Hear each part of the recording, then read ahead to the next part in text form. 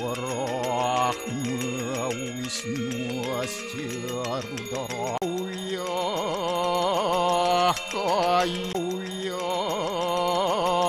Kaiku dosa Santa wajiku mamu Santa mana dosa permadat kesamam Om Santi Santi Santi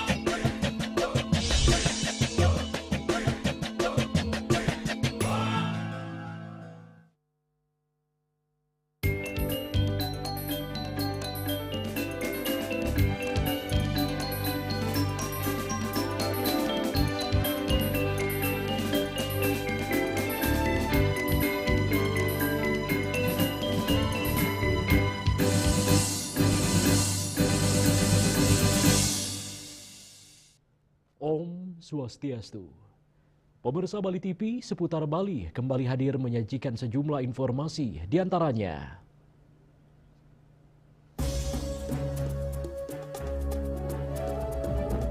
temui Wakil Bupati Buleleng, Partai Buruh ajukan 6 tuntutan.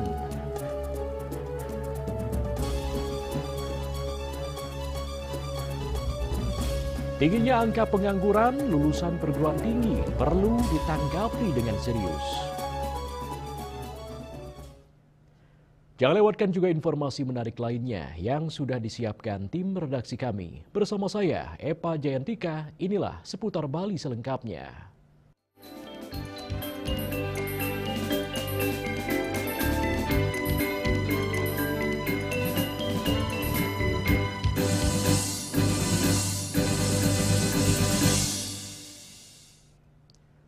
Pemirsa, Gusti Ngurah Made Rediase selaku Eksekutif Komite Partai Buruh Kabupaten Buleleng datangi kantor Bupati Buleleng. Ia mengungkapkan selain isu kenaikan upah minimum tahun 2026, ada 6 tuntutan yang disampaikan kepada pemerintah, mulai dari upah minimum hingga stop PHK dan hapus outsourcing.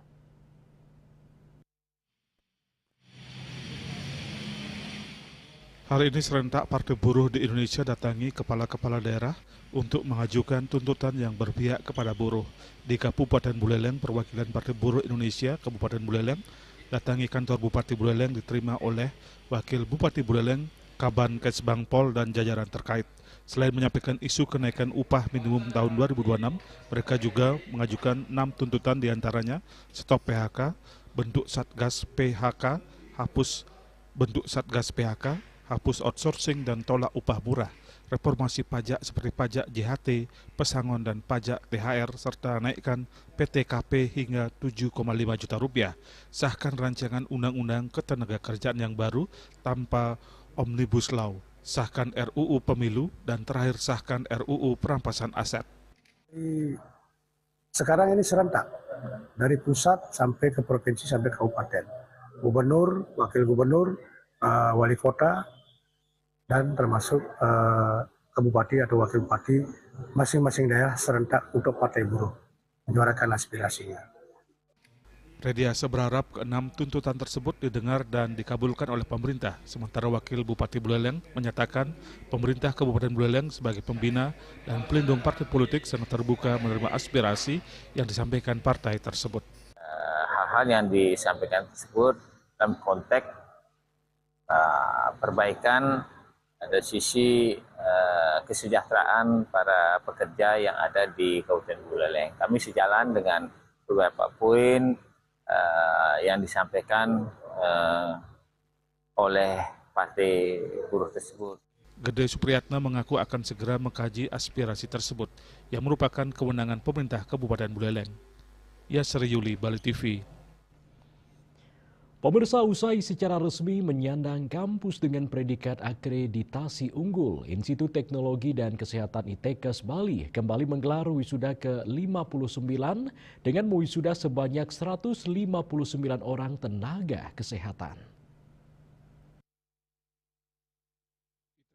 Wisuda 159 orang terdiri dari sarjana keperawatan RPL 29 orang, sarjana kebidanan reguler 22 orang, sarjana kebidanan RPL genap 35 orang, sarjana kebidanan RPL ganjil 45 orang, ditambah sarjana farmasi klinis dan komunitas 22 orang, dan sarjana teknologi pangan 5 orang dan seorang magister keperawatan. Rektor Institut Teknologi dan Kesehatan ITEKES Bali IGD Putu Dharma Suyasa mengatakan hampir 90% sarjana yang diwisuda kali ini meraih predikat dengan pujian. Ia menambahkan untuk menjadi tenaga kesehatan profesional, para lulusan ini harus mengikuti uji kompetensi nasional UKOM, di mana tahun ini kelulusan UKOM ITEKES Bali dari semua prodi mencapai 98%. Hal ini menunjukkan pengakuan terhadap kualitas lembaga pendidikan ini sangat baik.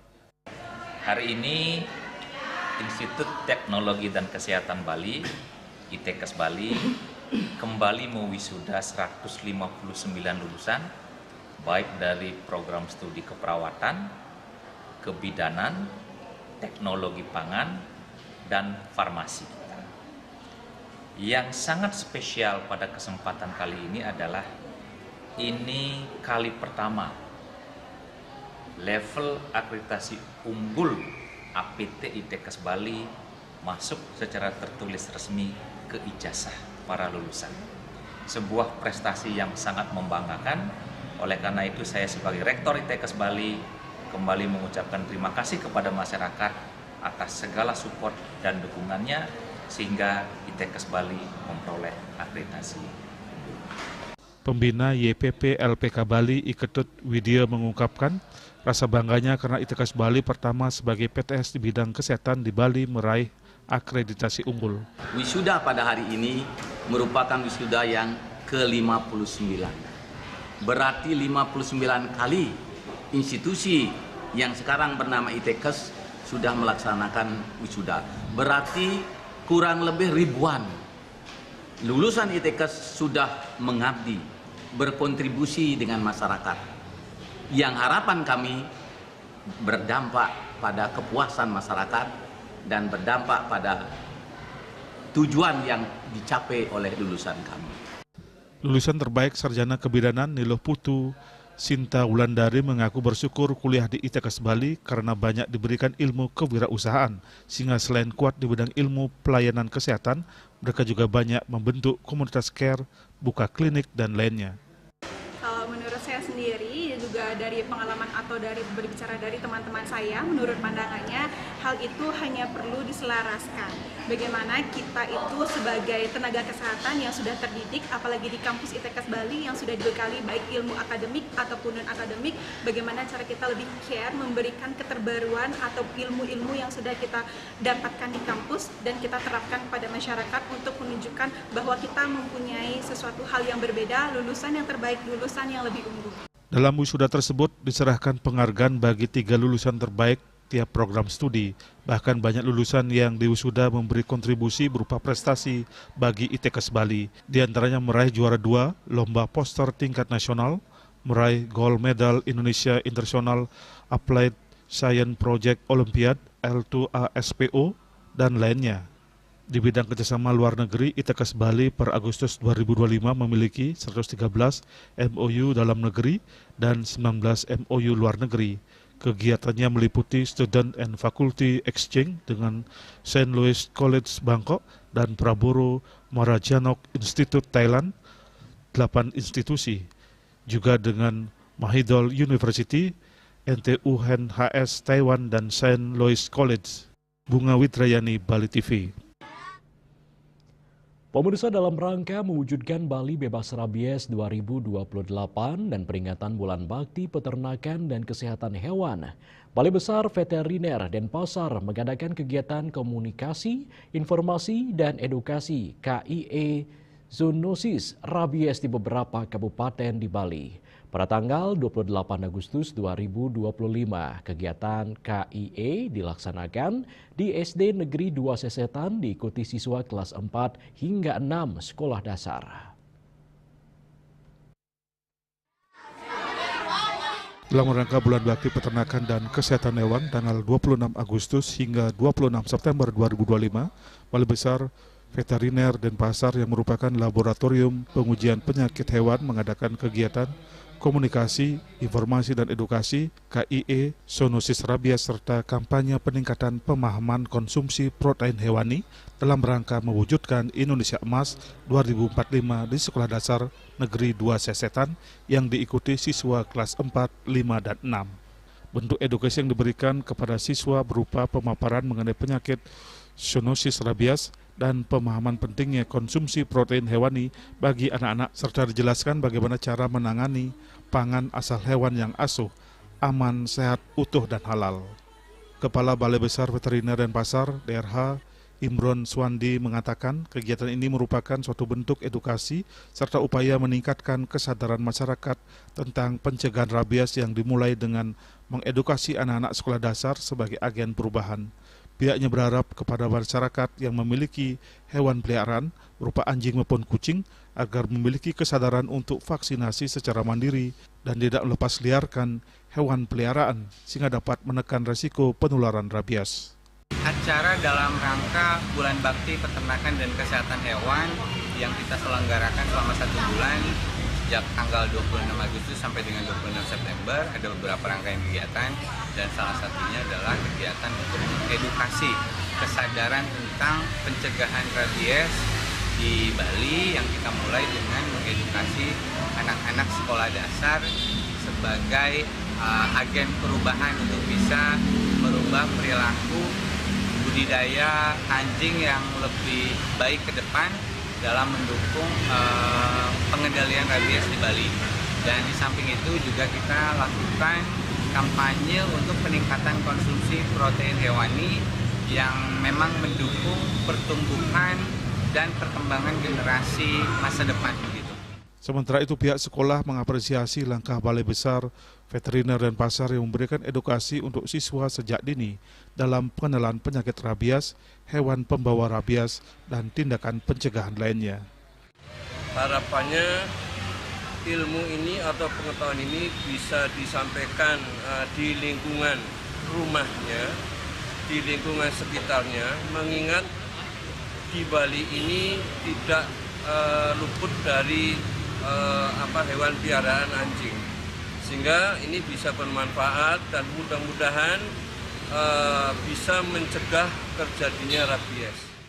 Kegiatan diisi dengan kampanye peningkatan pemahaman konsumsi protein hewani dalam rangka mewujudkan Indonesia Emas 2045 dengan pemberian telur dan susu kepada para siswa. Bali bebas rabies? Bali bebas rabies? Sukma Bali TV.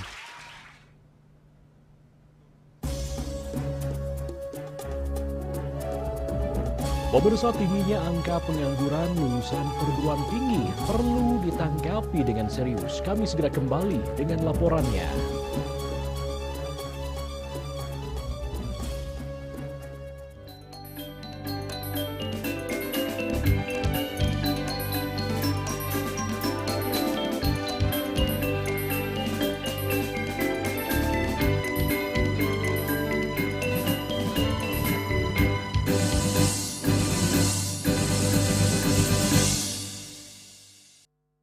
Lambung apa umpan terobosan yang terbaik? Rido! Do! Seger-seger, luwak white coffee. Luwak white coffee with sugar dulu. Wah, Luwak White Coffee Less Sugar dibuat dengan susu rendah lemak, rendah gula, rendah kalori. Menangkan 5 tiket nonton langsung Piala Dunia. Kirim 5 bungkus kopi luwak apa saja. Foto dan upload ke sosial media tag Kopi Luwak Official. Buruan kirim, pemenang akan segera dipilih. Luwak White Coffee, rendah gula, nyaman diminum. Cat Color dengan daya sebar yang luas, cepat kering, dilengkapi 39 pilihan warna. Kualitas dijamin terbaik. Cat Color harga ekonomis. Loh, Bang nak beli lebihan loh. Hah, kuda bani? Mina. Oke, tuh. Woi, darah! Mie burung darah ayam bawang. Mie jok, nih. Nyak no. Mie burung darah lalah bani. Lugat, ngedel. Nyak saja. Mie burung darah goreng ori. Jalan San khas Indonesia. Nyak gaji loh. Mie burung darah goreng pedas. Lengis tabiane ngaplok. Burung darah instan. Mie legend ada bumbune. Papat rasane lebih merasa. Mie burung darah. Jangan sing kodak-kodak.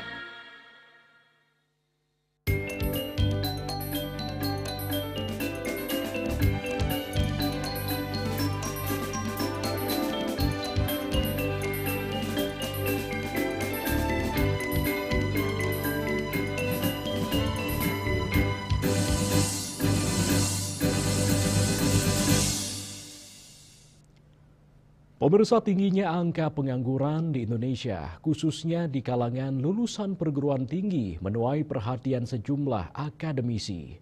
Fenomena ini dinilai perlu ditanggapi secara serius, mengingat kualitas pendidikan tinggi seharusnya mampu melahirkan sumber daya manusia yang siap bersaing di dunia kerja. Teknologi Kesehatan Bali IGD Putu Dharma Suyase menyampaikan bahwa data terkait tingginya pengangguran dari lulusan perguruan tinggi memang patut dikaji dan disampaikan secara transparan. Menurutnya di bidang kesehatan dan teknologi, kondisi tersebut bisa dilihat melalui tracer study, di mana sarjana lulusan keperawatan dan sarjana kebidanan justru sebelum lulus kuliah, sebagian besar sudah terjun di dunia kerja di sektor informal, seperti membentuk kelompok home care. Jika dihitung dari pekerjaan formal, ia menjelaskan bahwa masa tunggu lulusan kesehatan biasanya sekitar 3 hingga 6 bulan, khususnya di bidang keperawatan, anestesi, dan kebidanan. Tenaga mereka sangat dibutuhkan, bukan hanya di rumah sakit, tapi juga bisa membuka layanan kesehatan mandiri. Memang adanya sebuah fenomena bahwa pengangguran terbanyak yang muncul di berita itu adalah dari perguruan tinggi. Barangkali berita ini harus benar-benar disaring dengan bagus, karena kalau kita terutama di kesehatan dan di teknologi itu bisa dicek datanya. Kalau kami tracer study kami rata-rata lulusan misalnya bidan, perawat, sebelum tamat pun mereka sudah bekerja pada sektor informal. Misalnya mereka membentuk kelompok-kelompok home care dan lain sebagainya. Nah, kalau itu dihitung dari barangkali pekerjaan formal, itu barangkali masa tunggu lulusan kami 3-6 bulan sebenarnya untuk di bidang kesehatan. Apalagi anestesi, perawat, bidan itu memang saat ini diperlukan bukan hanya di rumah sakit, tetapi bisa membuka berbagai layanan. Sebuah kondisi di mana semakin meningkat pendidikannya, maka bidang garapnya akan semakin tinggi, semakin berfokus dia. Saya rasa dari satu sisi itu betul, karena misalnya perawat bidan, tentunya 90% dari lulusan kami akan mengharapkan pekerjaan di perawat dan bidan. 10% dia bisa entrepreneur, 10% bisa melanjutkan usahanya, dan lain sebagainya.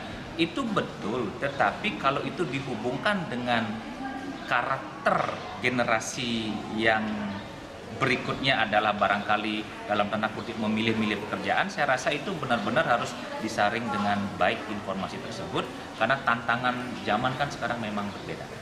Ia menekankan pentingnya membangun pola pikir adaptif bagi lulusan perguruan tinggi agar tidak terjebak pada pilihan kerja yang sempit, melainkan mampu berinovasi dan membuka peluang di sektor lain yang relevan. Bunga Widrayani, Bali TV. Pemirsa, Badan Pusat Statistik BPS mengklaim pemerintah Provinsi Bali mampu menekan angka pengangguran setiap tahunnya. Berdasarkan data BPS Provinsi Bali, jumlah pengangguran di Bali per Februari 2025 sebanyak 43.130 orang. Jumlah tersebut dinyatakan turun sesuai data sebelumnya, 7.550 orang dari 48.676 pada tahun 2024. Dari jumlah tersebut, tingkat pengangguran terbuka TPT Provinsi Bali pada Februari 2025 sebesar 1,58% atau 43.130 orang. Angka ini turun 0,29% dibandingkan Februari tahun 2024 sebesar 1,87% atau 50.680 orang. Kepala BPS Bali Agus Gede Hendrayana Hermawan menyebut tren penurunan TPT sudah terjadi sejak Agustus 2020. Agus menyebut angka TPT Bali Februari 2025 jauh lebih baik dibandingkan TPT nasional yang mencapai 4,76% atau setara 7,28 juta orang. Di Februari 2025, tingkat partisipasi Angkatan Kerja TPAK Bali mencapai 77,40%, lebih tinggi dari Agustus 2024 yang sebesar 77,11%. Apabila dilihat berdasarkan pendidikan tertinggi yang ditamatkan oleh Angkatan Kerja, TPT Agustus 2024 tertinggi pada jenjang pendidikan diploma 1, 2, dan 3 sebesar 3,40% dan terendah pada TPT dengan jenjang pendidikan SMP ke bawah yang tercatat sebesar 1,32%. Sementara dibandingkan dengan Agustus 2024, TPT pada Februari 2025 mengalami penurunan pada dua jenjang pendidikan, yaitu pada jenjang pendidikan SMP ke bawah dan SMA.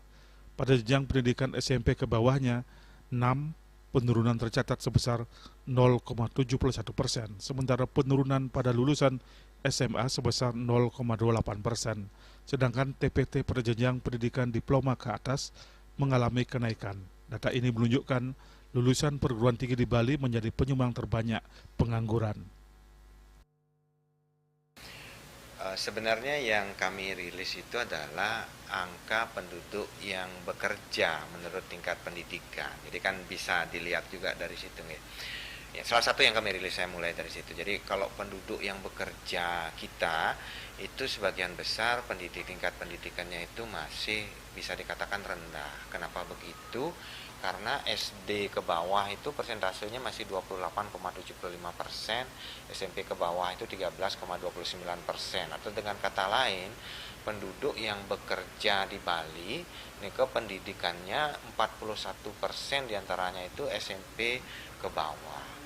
Sementara kalau yang menganggur sekarang, kalau tadi kan yang bekerja, jadi yang bekerja nih walaupun yang terserap lapangan pekerja banyak, tapi tingkat pendidikannya boleh dikatakan masih relatif rendah.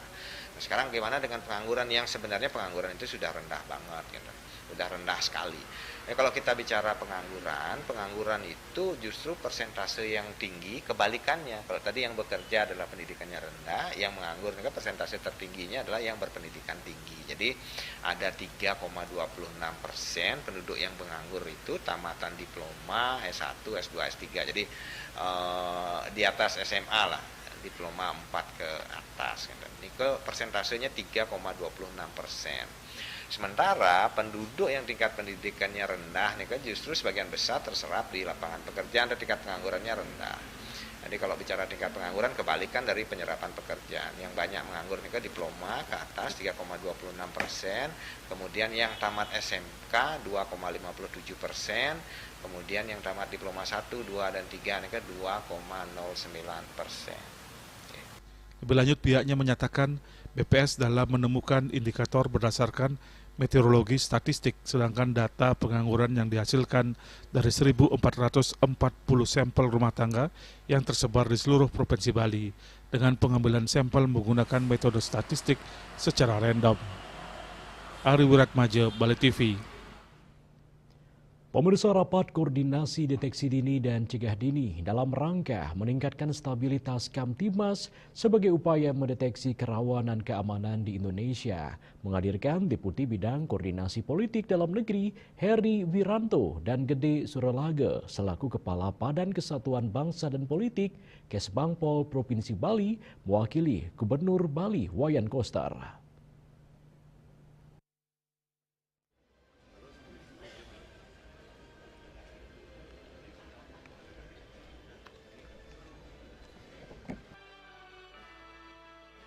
Majen TNI Heri Wiranto selaku Deputi Bidang Koordinasi Politik Dalam Negeri mengungkapkan situasi keamanan Indonesia harus terus dijaga, sehingga rakor yang melibatkan kementerian dan lembaga bisa menyiapkan data analisis dan informasi intelijen yang baik di tanah air dan meminimalisir ancaman stabilitas negara. Dikatakan intelijen sebagai instrumen yang tangguh dalam menjaga keamanan. Yang tentunya harapannya agar ke depan kita mampu menyiapkan data analisis dan juga informasi intelijen yang baik sehingga dapat memberikan upaya dan langkah ke depan yang lebih baik. Ini yang kita lakukan. Oleh karenanya pelaksanaan rapat koordinasi ini nanti tentu akan ada beberapa narasumber yang hadir yang tadi sudah saya sampaikan dalam forum, dan tentunya nanti akan ada diskusi, ada beberapa hal yang mungkin hal-hal yang positif nanti menjadi catatan kita untuk menjadi pertimbangan dalam rangka menentukan kebijakan selanjutnya. Ini kira-kira rekan-rekan media sekalian. Kegiatan pada pagi hari ini yaitu rapat koordinasi, optimalisasi deteksi dini dan cegah dini dalam rangka meningkatkan stabilitas keamanan dan ketertiban masyarakat. Ancaman dan ada ancaman yang menjadi perhatian kita bersama, baik ancaman yang bersifat aktual, kemudian beberapa ancaman yang juga menjadi perhatian kita ketika kita menghadapi situasi global, situasi regional dan tentunya nasional. Tentu kita bersama-sama intinya mengantisipasi segala kemungkinan agar proses kebijakan nasional, stabilitas nasional, politik dan keamanan dan berjalan dengan aman dan lancar ini yang menjadi perhatian. Oleh karenanya berbagai ancaman yang mungkin timbul tentu harus kita antisipasi. Disinilah kita melaksanakan rapat koordinasi untuk bersama-sama tentunya mengawal kebijakan-kebijakan yang dilaksanakan oleh negara. Sementara itu, Gede Suralaga selaku Kepala Badan Kesatuan Bangsa dan Politik Kesbangpol Provinsi Bali mengapresiasi kegiatan yang diikuti oleh 24 provinsi ini. Menurutnya, komunikasi dan peningkatan kepercayaan publik adalah kunci meningkatkan rasa aman, nyaman masyarakat Indonesia. Seluruh peserta dari 24 provinsi Indonesia untuk menjadikan rapat koordinasi ini sebagai wadah pertukaran pengalaman dan pembelajaran terbaik sehingga praktik-praktik unggul dari satu daerah dapat diadaptasi dan diterapkan di daerah lain. Langkah nyata di lapangan, komunikasi yang intens dan penguatan kepercayaan publik adalah kunci agar stabilitas, Kamtibmas, keamanan dan ketertiban masyarakat dapat terjaga secara konsisten di seluruh negeri. Rakor juga diisi diskusi menampilkan 4 narasumber yakni Alvin Tanujaya, pakar teknologi, Profesor Didin Damanhuri, Guru Besar Fakultas Ekonomi dan Manajemen IPB Bogor, pakar AI Teddy Mantero, dan pakar komunikasi Puspitasari. Rakor optimalisasi deteksi dini dan cegah dini dalam rangka meningkatkan stabilitas Kamtibmas diakhiri dengan deklarasi Komuniti Intelijen Indonesia yang berisikan 4 kesetiaan kepada bangsa Indonesia pada Undang-Undang Dasar 45, NKRI, dan Pancasila. Agus Sudiatmike, Bali TV.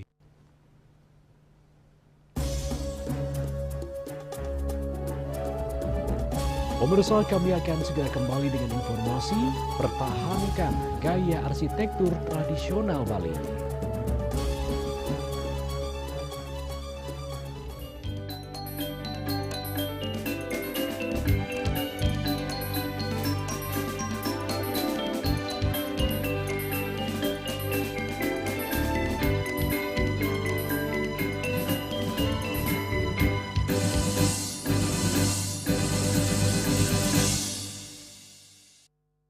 Lambung apa umpan terobosan yang terbaik? Rido! Do! Seger-seger, luwak white coffee. luwak white coffee less sugar dulu. Wah. Luwak white coffee less sugar dibuat dengan susu rendah lemak, rendah gula, rendah kalori. Menangkan 5 tiket nonton langsung Piala Dunia. Kirim 5 bungkus kopi luwak apa saja. Foto dan upload ke sosial media tag Kopi Luwak Official. Buruan kirim, pemenang akan segera dipilih. Luwak white coffee, rendah gula, nyaman diminum. Hemco, cat kayu dan besi.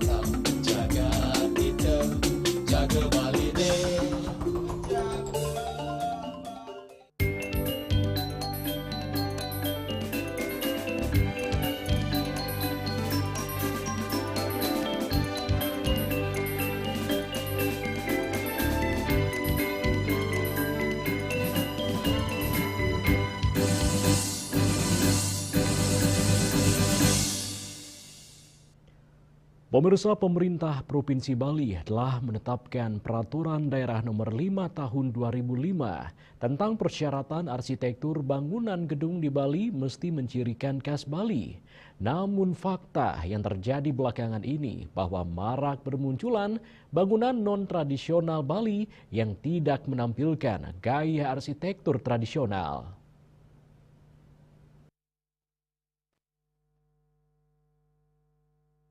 Kondisi ini mendapat sorotan dari salah seorang seniman asal desa adat Munggu yang juga pemilik sanggar seni Semarandana Inyoman Nike Naya.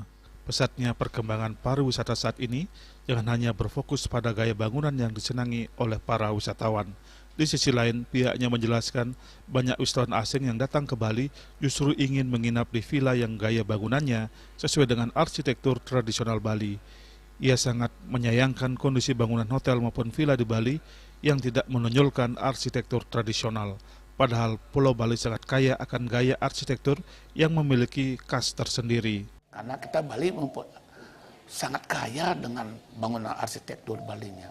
Mengapa kita tidak kembangkan arsitektur Balinya supaya pariwisata kita ini betul-betul mempunyai satu khas tersendiri. Nah, ini perlu kita pikirkan bersama. Lalu siapa harus yang bertanggung jawab? Lalu siapa yang harus misalnya menegur, siapa harus memberikan izin, apakah harus cari izin. Nah, ini perlu kita bersama pikirkan, khususnya pemerintah daerah yang menangani di bidang pembangunan dan pariwisata. Sebab orang datang ke Bali pasti mencari bentuk-bentuk budaya termasuk bangunan berarsitektur Bali. Karena di rumahnya, di daerahnya dia lebih bagus mungkin bentuk-bentuk modernnya. Kita ini kan ingin sekali arsitektur yang sederhana. Yang diinginkan oleh tamu itu bukan yang mewah begitu, justru yang sederhana dicari, yang ciri khas Bali. Pihaknya juga berharap agar instansi terkait mengawasi bentuk bangunan yang tidak memiliki gaya arsitektur Bali.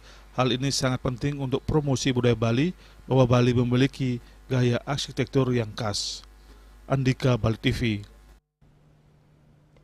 Pemirsa, Universitas Udayana menggelar kuliah umum bertema transformasi digital dan peran kecerdasan buatan untuk Indonesia Maju, menghadirkan pembicara Menteri Komunikasi dan Digital Republik Indonesia, Meutia Hafid, pada Kamis 28 Agustus 2025 di Auditorium Widya Sabah.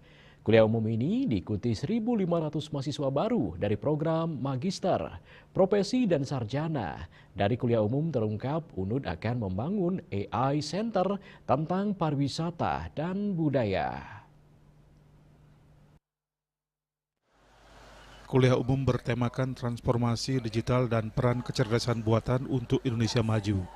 Pada kuliah umum perdana bagi 1.500 mahasiswa baru dari program Magister, Profesi dan Sarjana, Rektor UNUD Profesor Ikut Sudarsana menyatakan kuliah umum sesuai tema ini relevan dengan perkembangan zaman karena kecerdasan buatan atau AI menjadi motor perubahan dalam dunia pendidikan, industri dan perkembangan bangsa kita. UNUD sebagai institusi pendidikan dukung perkembangan AI. Karena berada di daerah pariwisata, UNUD akan mengembangkan AI Center, ini fokus bidang budaya dan pariwisata. Kedepan UNUD bersama SDM kemungkinan mengembangkan AI bidang ketahanan pangan dan industri. Karena itu kami berkomitmen di Universitas Udayana dengan SDM yang kami miliki itu akan mensupport program ini, dan juga kita ada kembangkan AI Center di Universitas Udayana, dan tadi sudah kami tunjukkan beberapa cikal bakal AI Center, dan tentunya yang fokus kami dan menyampaikan dan harus fokus dalam pengembangan seperti pola ilmiah Universitas Udayana dan juga posisi kita di Universitas Udayana ini adalah di kawasan pariwisata. Kami fokus bidang budaya dan pariwisata. Tidak juga menutup kemungkinan juga menambah hal-hal yang berkaitan dengan pengembangan di bidang ketahanan pangan, industri, dan juga lingkungan. Sementara itu, Menteri Komunikasi dan Digital RI Mutia Hafid sangat mengapresiasi keinginan UNUD mewujudkan Center AI atau kecerdasan buatan terkait budaya dan pariwisata. Sesuai keberadaan kampus di Bali yang terkenal pariwisata budayanya, tentunya pemerintah perlu berkolaborasi, institusi pendidikan menghadapi transformasi digital dan peran terutama dari literasi digital Indonesia maju. Indonesia wilayah luas umum perdana bagi 1.500 juta penduduk baru dari program magister. Tidak mungkin jalan sendiri. Rektor UNUD dari Profesor UNUD sangat dibutuhkan, apalagi UNUD bangun AI Center bidang budaya dan pariwisata. Kampus-kampus yang adalah memiliki use case tertentu. Jadi kalau di Udayana memang karena juga lokasinya di Bali, yang dipilih adalah budaya dan juga pariwisata. Saya rasa ini memperkaya dari use case AI yang akan kita miliki sebagai negara. Di negara lain, di wilayah lain atau provinsi lain mungkin fokus kepada perikanan, pangan, dan sebagainya. Memang untuk menghadapi ini tadi kami sarankan juga kita harus tidak melihat konsep besarnya saja, tapi bagaimana pemanfaatan di lapangan. Sehingga harus ada use case secara mikro, termasuk untuk bidang budaya dan juga pariwisata. Pada kesempatan ini, Menteri Komdigi bersama Rektor UNUD meninjau stand dari tim AI UNUD. Winata, Bali TV.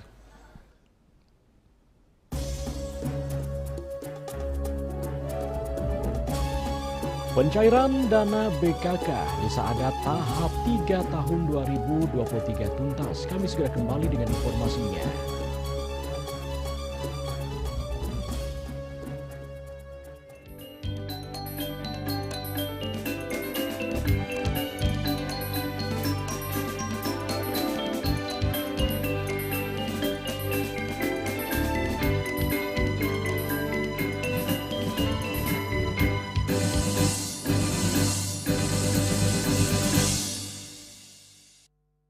Lambung apa umpan terobosan yang terbaik? Ridho! No! Seger-seger, luwak white coffee. Luwak white coffee less sugar dulu. Wah. Luwak white coffee less sugar dibuat dengan susu rendah lemak, rendah gula, rendah kalori. Menangkan 5 tiket nonton langsung Piala Dunia. Kirim 5 bungkus kopi luwak apa saja. Foto dan upload ke sosial media tag Kopi Luwak Official. Buruan kirim, pemenang akan segera dipilih. Luwak white coffee, rendah gula, nyaman diminum.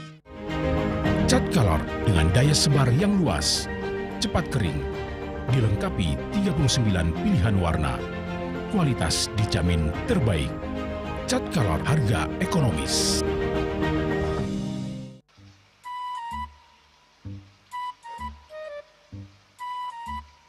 Loh,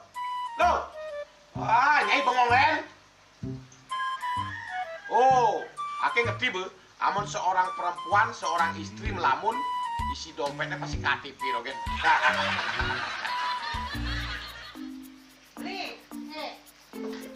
Awake hanya belajar lebih tenang menikmati hidup dengan proses tanpa harus protes. Loh, hidup itu adalah sebuah perjalanan, bukan perbandingan. Maka jangan pernah kamu bandingkan prosesmu dengan orang lain, karena kita berdiri di bumi yang sama dengan takdir yang berbeda. Oh, ini bertakdir awake nganten gak beli, saya proses tapi stres. Wah, mula aku nyai. Deh ya nyai. Ini pijit tangan lu. Sakit lagi awak-awake. Apa? Mau pijat, keko? Oh, mau pijat? Bawayan kayak di rumah, matajan,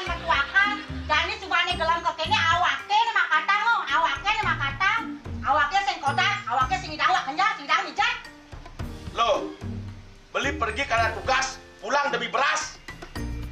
Lelah itu wajar, tapi menyerah bukanlah jalan keluar. Semangat kone ngopi, kone ngama, waktu ini ceramah, jadi kayak presiden. Cuma sebelum lagi sih, kita nggak pakai.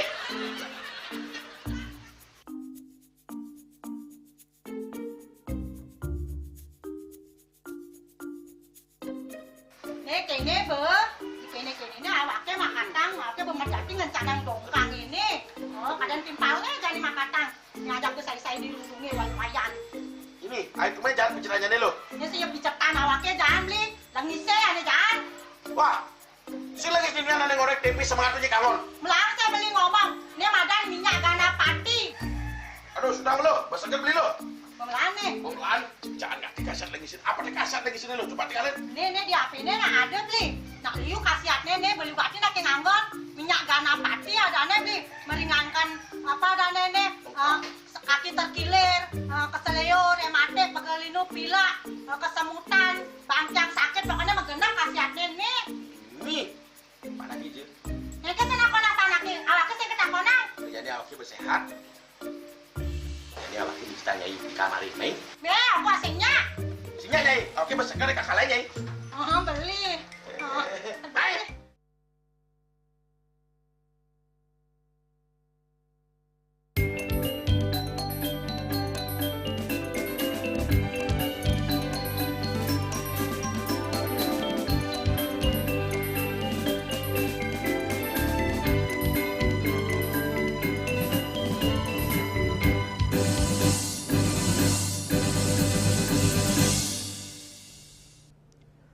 Pemirsa, lahan atau tanah komersial sangat wajar dikenakan pajak yang cukup tinggi berdasarkan harga pasaran tanah di kawasan tersebut.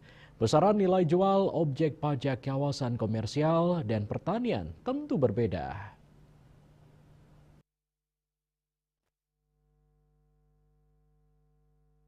Pemkab Badung terus gencar mendata lahan pertanian yang beralih fungsi menjadi lahan komersial. Mengingat pesatnya pertumbuhan kawasan pariwisata di Kabupaten Badung, salah satunya di kawasan Canggu, Kuta Utara, yang sedang tumbuh menjadi kawasan pariwisata dan banyak bermunculan akomodasi pariwisata yang awalnya adalah rumah tinggal ataupun lahan pertanian produktif. Bupati Badung Wayan Adi Arnawo dalam sebuah kesempatan mengatakan pendataan akomodasi pariwisata hingga tingkat banjar akan terus digencarkan. Lahan komersial yang awalnya adalah pertanian atau rumah tinggal pribadi, tentu pajaknya tidak lagi 0%. Besaran nilai jual objek pajaknya akan menyesuaikan dengan harga tanah di kawasan tersebut, sehingga otomatis besarnya berbeda dengan lahan pertanian. Lahan pertanian produktif pajaknya tetap 0% sebagai upaya untuk melindungi pertanian, menjaga ketahanan pangan, dan mencegah alih fungsi lahan. Lahan-lahan pertanian yang berubah atau beralih fungsi menjadi akomodasi pariwisata inilah yang sedang gencar didata oleh Pemkab Badung untuk meningkatkan PAD dari pajak PBBP 2. Kondisi sekarang, dan artinya bahwa apa yang dilakukan kemarin itu berbasis apa? Terhadap lahan-lahan yang tidak komersial. Jadi kalau pertanian kan tidak komersial, rumah tinggal tidak komersial. Tetapi begitu pula sebaliknya, bila ternyata didapat terhadap lahan-lahan sebagaimana yang saya sampaikan tadi itu, ternyata beralih fungsi. Beralih fungsi itu dari rumah tinggal misalnya bisa menjadi akomodasi villa. Dari pertanian bisa alih fungsi menjadi villa atau dan lain sebagainya atau hotel. Maka terhadap hal ini tidak berlaku lagi. Jadi ini tetap menjadi objek pajak. Jadi tidak dikenakan seperti yang saya sampaikan yang tertuang di dalam Perbub 89 2012 maupun Perbub 24 tahun 2017. Riyaso Bali TV. Pemirsa, kasus positif rabies pada anjing di Denpasar terus meningkat dari Januari hingga awal bulan Agustus 2025. Jumlah kasus positif rabies di kota Denpasar sebanyak 14 ekor sejak Januari 2025. Untuk menekan penyebaran rabies tersebut, kegiatan vaksinasi rabies pada hewan penular rabies atau HPR, khususnya anjing, harus terus digencarkan. Dalam upaya menekan kasus rabies di Kota Denpasar, pemerintah Kota Denpasar melalui Dinas Pertanian terus menggencarkan pelaksanaan vaksinasi rabies secara door-to-door di 4 kecamatan. Dari bulan Februari hingga Agustus, khususnya di Kota Denpasar, sekitar 78 84% populasi anjing sudah divaksinasi. Hal ini bertujuan untuk mendukung optimalisasi pencegahan kasus dan mempercepat vaksinasi rabies di Kota Denpasar. Dalam upaya menekan kasus rabies di Kota Denpasar, Kepala Balai Besar Veteriner Denpasar, DRH Imron Swandi mengharapkan partisipasi aktif masyarakat yang memiliki hewan peliharaan berupa anjing maupun kucing agar memiliki kesadaran untuk vaksinasi secara mandiri dan tidak melepas liarkan hewan peliharaannya. Dan kalau masyarakat Bali sendiri pun juga dengan kegiatan seperti ini justru ini sifatnya rutin sosialisasi yang dilakukan sehingga memiliki pemahaman dan tahu apa yang harus dilakukan jika terjadi kasus gigitan anjing liar begitu. Dan harapan kami sebetulnya masyarakat sendiri ke depan memiliki kesadaran untuk mau melakukan vaksinasi secara mandiri, meminta pada layanan-layanan kesehatan yang ada di sekitarnya dan mengendalikan populasi agar tidak banyak, tidak memberikan resiko yang lebih besar pada penularan rabies, kemudian juga memelihara secara bertanggung jawab untuk tidak melepas liarkan yang kemudian nanti berdampak merugikan kesehatan dan lingkungannya. Untuk saat ini cakupan vaksinasi yang dilakukan di Bali beragam di setiap kabupaten kota, tapi secara total sudah mencapai 70% cakupan yang memang kita harapkan. Ini harapannya tetap kita tingkatkan kewaspadaan dan juga di tahun-tahun mendatang tentu ini menjadi bahan evaluasi, harus kita coba analisa seperti apa efektivitas ke depannya. Selain itu, Balai Besar Veteriner Denpasar secara gencar melaksanakan kegiatan komunikasi, informasi, dan edukasi tentang bahaya penyakit rabies dan risiko yang ditimbulkan serta cara penanganannya. Sukma Bali TV.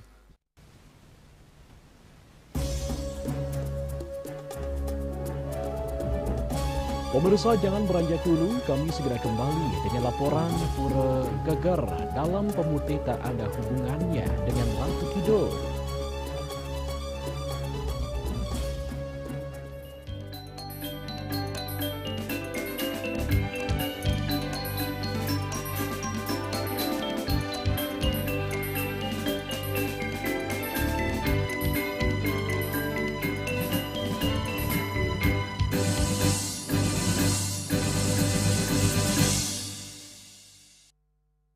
Loh, Bang nak beli lebihan loh.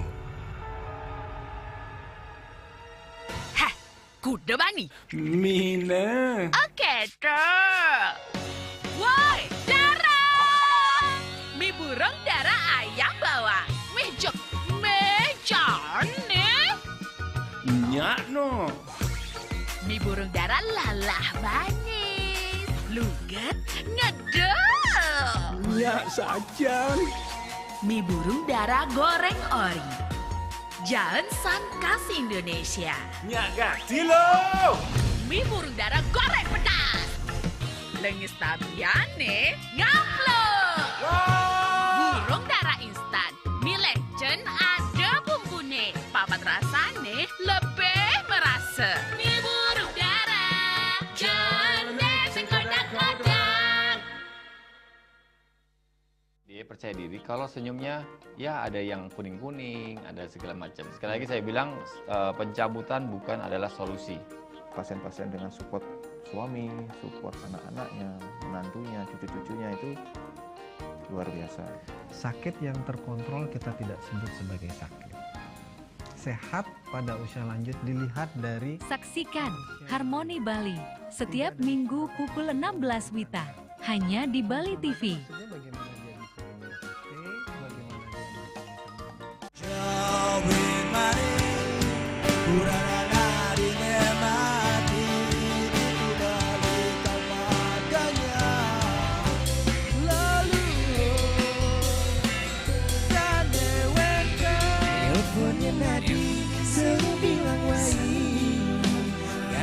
Semangat meguli kota Paris adot engi bertu sing ngelah pipes.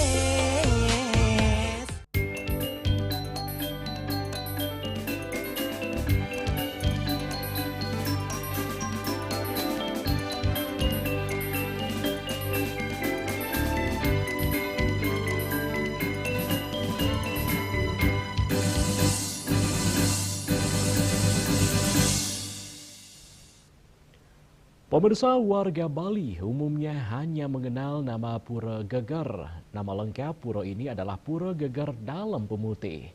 Pura ini tak ada kaitannya dengan Ratu Kidul. Mengapa disebut Dalam Pemutih? Ini yang belum banyak diungkap.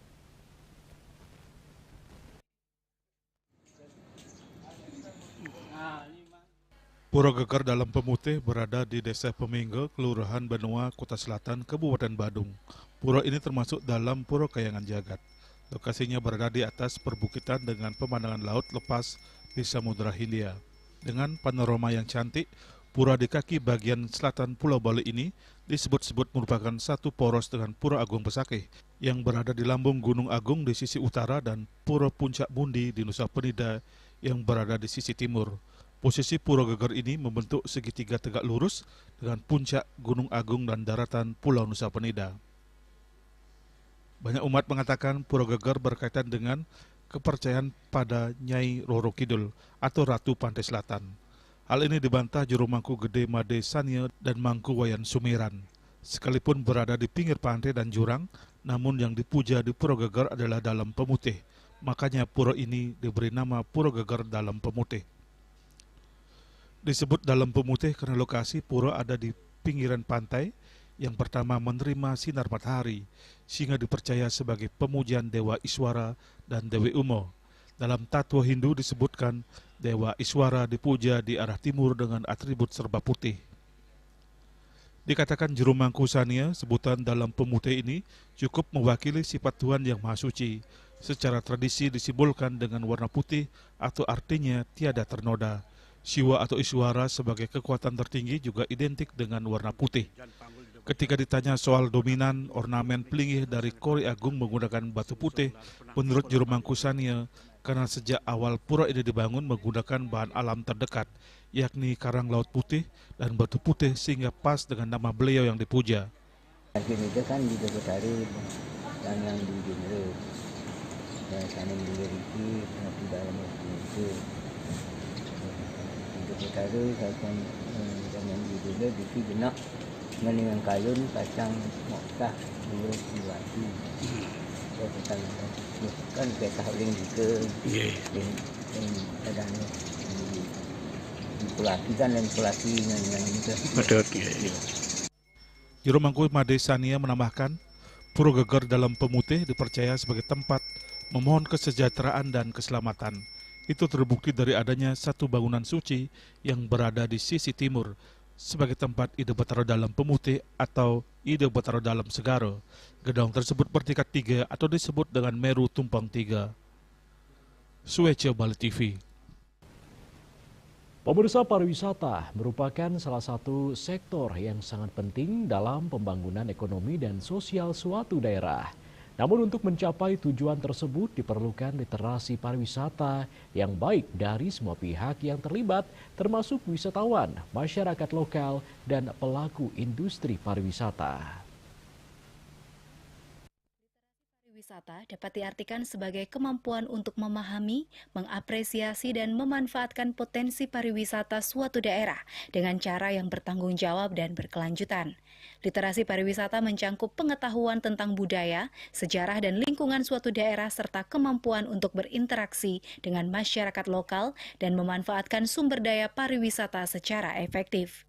Dengan memiliki literasi pariwisata yang baik, wisatawan dapat memiliki pengalaman wisata yang lebih berkualitas dan memuaskan.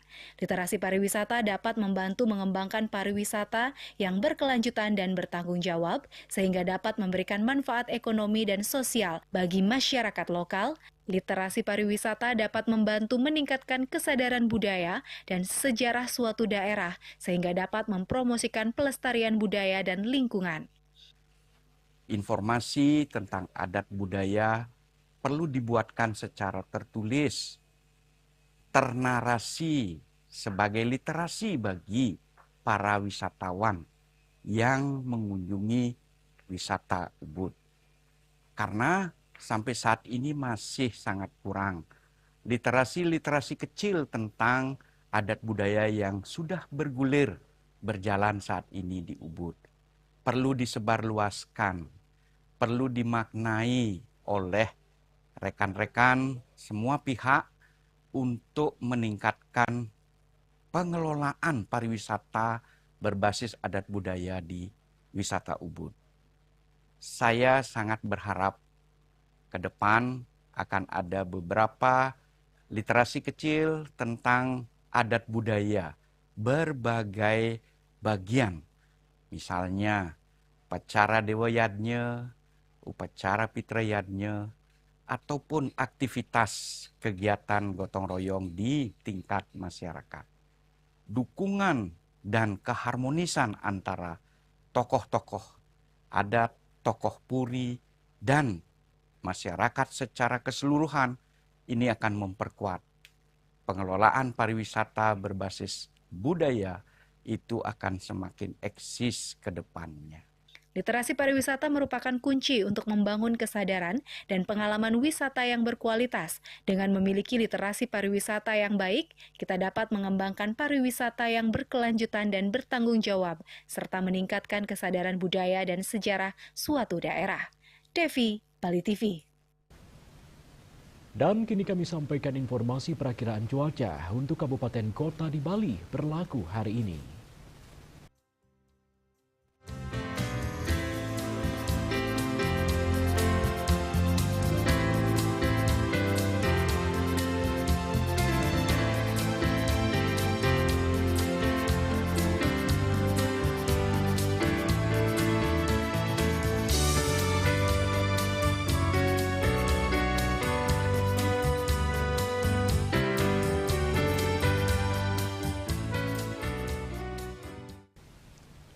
Seputar Bali bersama Minyak Apun Ganapati Usada Bali Keluarga Sehat. Update terus informasi Anda dengan subscribe dan like YouTube channel Bali TV @newsbali.tv. Mewakili redaksi yang bertugas, saya Epa Jayantika. Pamit undur, terima kasih atas perhatian Anda dan sampai jumpa. Om Santi, Santi, Santi Om.